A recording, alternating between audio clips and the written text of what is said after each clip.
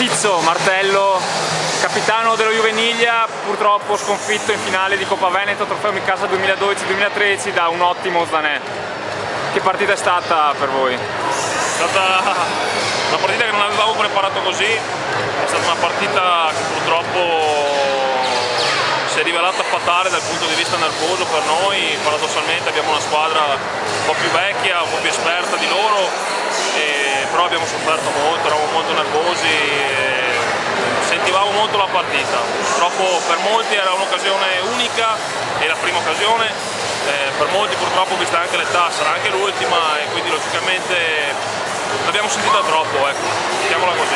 Era un esordio per molti in una finale di Coppa Veneto, forse l'emozione ha un po' fatto il suo corso. L'emozione sicuramente ha fatto breccia anche in chi appunto come esperienza ha avuto anni e anni di grossi passati, esperienze in categorie anche superiori.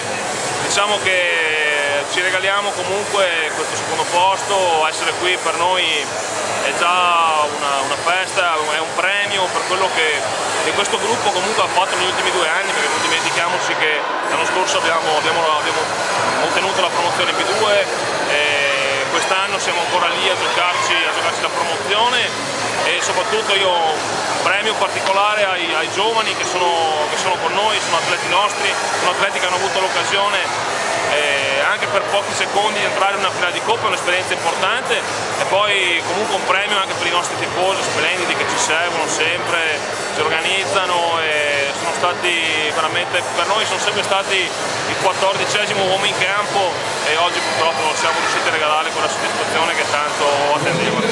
Allora, grazie Enrico Ciccio Martello e buon proseguimento di stagione. Grazie mille.